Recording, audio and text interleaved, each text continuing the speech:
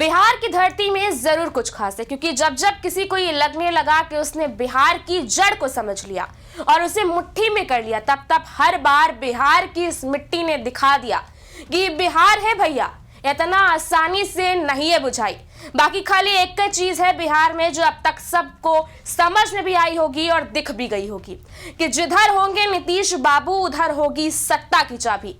नमस्कार, मैं आकृति और आप देख रहे हैं इंडिया पब्लिक खबर। बिहार विधानसभा चुनाव 2025 में एनडीए ने प्रचंड बहुमत के साथ सत्ता में वापसी की। छपरा से लेकर पटना तक छप्पर फाड़कर वोटिंग हुई और नरेंद्र मोदी की बीजेपी सबसे बड़ी पार्टी के तौर पर उभरी है। पीएम मोदी की अपील ने बिहार की जनता के दिल में इस तरह से अपनी छाप छोड़ी कि उन्होंने जमकर वोट डालकर एनडीए को बिहार की सत्ता में एक बार फिर से वापसी करा दी। बिहार विधानसभा की 243 सीटों में से 202 सीटें जीतकर एनडीए राज्य की बागडोर अपने हाथों में मजबूती से थामे रहने वाली है। और इस जीत का श्रेय किसी एक व्यक्ति को अगर जाता है तो वो है प्रधानमंत्री नरेंद्र मोदी। देखा जाए तो मोदी न सिर्फ बिहार में एनडीए के लिए सबसे प्रभावी और लोकप्रिय कैंपेनर रहे, बल्कि सभी घटक दलों को साथ लेकर चलने में भी कामयाब रहे। और इसी के साथ बिहार की सियासत के सबसे बड़े धुरंधर यानी कि नीतीश बाबू को मजबूती से बैक भी करते रहे। यही नहीं, मोदी ने बिहार में विपक्ष को चारों खाने चित भी कर दिया और कल के आए बड़बोले नेताओं के होश ठिकाने लगा दिए। बहरहाल बिहार में एक बार फिर से एनडीए की सरकार बनने जा रही है, जो साफ संकेत है नीतीश कुमार 10वीं बार राज्य के मुख्यमंत्री के तौर पर शपथ लेंगे और बिहार में एनडीए की ये दूसरी सबसे बड़ी जीत है, तो वहीं आरजेडी कांग्रेस की दूसरी सबसे बड़ी हार है। एनडीए की घटक दलों की इस भारी भरकम जीत का श्रेय भी मोदी नीतीश की सुपरहिट जोड़ी को ही दिया जा रहा है, जिसे चुनाव प्रचार के दौरान खुद प्रधानमंत्री ने नरेंद्र नीतीश की जोड़ी के तौर पर बिहार की जनता के सामने पेश किया था और बिहार के विकास के लिए वोटरों का समर्थन मांगा था। बिहार के लोगों ने उनकी बात पर कितना जबरदस्त भरोसा किया है, ये उसी का सबूत है कि एनडीए के पक्ष में ये बड़ा जनादेश है। मोदी और नीतीश की महिलाओं और युवाओं के बीच जो लोकप्रियता रही, उसने बिहार में एमवाई की परिभाषा ही बदल दी। आरजेडी के वोट बैंक मुस्लिम यादव की जगह अब ये एनडीए के महिला युवा के तौर पर ज्यादा प्रभावी हुआ है और इसमें नीतीश सरकार की उस योजना का भी बड़ा हाथ रहा जिसमें महिलाओं के खाते में एन चुनाव के पहले 10,000 रुपए ट्रांसफर किए गए। 2025 विधानसभा चुनावों के नतीजों में बीजेपी काफी मजबूत होकर उभरी है। इस बार बीजेपी का 90% से ज्यादा का स्ट्राइक रेट रहा, तो वहीं जेडीयू का भी 80% से ज्यादा का स्ट्राइक रेट रहा। कुल मिलाकर ये बिहार विधानसभा चुनावों के हिसाब से एनडीए की दूसरी सबसे बड़ी जीत है। इससे पहले एनडीए 2010 में बेहतर प्रदर्शन कर पाई थी, हालांकि महज 4 सीटें ज्यादा पाकर, लेकिन इन दोनों नतीजों की तुलना करना बिल्कुल गलत होगा। दरअसल 2010 के वो नतीजे तब हासिल हुए थे जब नीतीश कुमार की अगुवाई में बिहार में एनडीए की पहली 5 साल की सरकार चली थी और लोगों ने लालू राबड़ी के जंगल राज के मुकाबले सुशासन का बड़ा फर्क महसूस किया था। कानून व्यवस्था में सुधार से लेकर सड़क, बिजली, पानी की बेहतरी तक।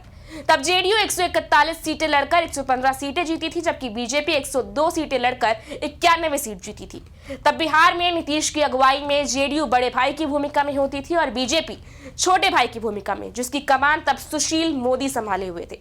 वही बात करें 2025 की, तो इस बार बीजेपी और जेडीयू दोनों 101 सीटों पर लड़कर 79 और 85 सीटें जीत पाने में कामयाब रही हैं। अब इस चुनाव में जीत के बाद प्रधानमंत्री मोदी का बीजेपी मुख्यालय से दिया गया भाषण भी बिहार के लिए काफी आशा जगाने वाला माना जा रहा है। इस भाषण के दौरान न सिर्फ बिहार के विकास का एक मॉडल उन्होंने सामने रखा, बल्कि इस राज्य को निवेश के बड़े डेस्टिनेशन के तौर पर देखने के लिए भी देश विदेश के निवेशकों से अपील की है। बिहार के लोगों को बिहार में ही रोजगार मिल सके, तेजी से विकास हो। मोदी ने भरोसा दिलाया कि नई सरकार इस सपने को जमीन पर उतारेगी। बिहार की जनता इसे जमीन पर जल्दी से जल्दी उतरते हुए देखना चाहेगी और इसी के लिए उसने जमकर एनडीए की झोली में सीटें भी सौंपी हैं। जाहिर है कि इस बीच आरजेडी जिस एमवाई समीकरण को बिहार में अपना स्थायी वोट बैंक मानती रही, वो वोट बैंक भी दरक गया। यही वजह है कि इस चुनाव में आरजेडी महज 25 सीटों पर सिमट गई, जबकि कांग्रेस सिर्फ 6 सीटों पर। 2025 विधानसभा चुनावों के नतीजों में बीजेपी जहां काफी मजबूत रही, 90% का स्ट्राइक रेट कहा, जेडीयू का भी 80% से अधिक का स्ट्राइक रेट रहा। इस बार सीटें जीती और वो भी 2020 के मुकाबले काफी बेहतर प्रदर्शन करते हुए। चिराग पासवान, जीतनराम मांझी और उपेंद्र कुशवाहा की पार्टी को भी एनडीए गठबंधन का हिस्सा रहने का भरपूर फायदा हुआ। इस बार सीटों का तालमेल भी अच्छा हुआ और चुनाव प्रचार के दौरान भी एनडीए के दलों में खूब एकता दिखी। इसी वजह से इतना अच्छा परिणाम सभी घटक दलों को हासिल हुआ और कहीं ना कहीं इस सब का श्रेय पीएम मोदी के साथ ही बीजेपी के स्टार प्रचारक योगी आदित्यनाथ को भी 100% जाता है। एनडीए की इस जीत में उतना ही हाथ योगी बाबा के बुलडोजर का भी है जितना कि मोदी नीतीश की सुपरस्टार जोड़ी का है। वहीं इसके उल्टा जो राहुल गांधी और तेजस्वी यादव वोट चोरी से लेकर एसआईआर को लेकर हंगामा काटते रहे, उनको जनता ने बता दिया कि इससे काम नहीं चलने वाला। जब तक कोई बिहार के विकास का कोई ठोस ब्लूप्रिंट नहीं होगा, रंग-ढंग नहीं सुधरेगा, बिहार के लोग इन पार्टियों पर भरोसा तक नहीं कर पाएंगे। यही नहीं, संदेश ये भी साफ है कि अपनी जुबान पर भी कंट्रोल रखना होगा, क्योंकि चुनाव प्रचार के दौरान या इससे पहले भी जिस तरह की भाषा का, जिस किस्म की भाषा का इस्तेमाल इन दोनों नेताओं की तरफ से हुआ, खासतौर पर पीएम मोदी को लेकर, उसे जनता ने साफ तौर पर नकारा है। और तेजस्वी यादव तो बस बिहार विधानसभा में विपक्ष का नेता बन पाए, उतनी ही सीटें जुटा पाए हैं। वहीं अपनी चुनावी रणनीति की बड़ी बड़ी बातें करने वाले और नीतीश के 25 सीट से ज्यादा पाने पर राजनीति छोड़ देने का ताल ठोकने वाले पीके यानी कि प्रशांत किशोर जैसों को भी जनता ने साफ बताया है कि दूसरों के लिए जीत की रणनीति बनाना और उसका क्रेडिट लेना एक बात है और खुद चुनावी दंगल में उतरकर कामयाबी हासिल करना बिल्कुल अलग बात है। जो प्रशांत किशोर 2014 की मोदी की लोकसभा चुनावों की जीत और 2015 की बिहार में नीतीश की जीत का क्रेडिट अपने माथे पर बांधकर घूमते रहे और इसी के सहारे देश के कई राज्यों में चुनाव मैनेजमेंट की दुकान कामयाबी से चलाते रहे, पैसे और शोहरत बटोरते रहे, उस दुकान पर भी अब बिहार ने ताला लगा दिया है। उनकी पार्टी जनसुराज का खाता तक नहीं खुला है।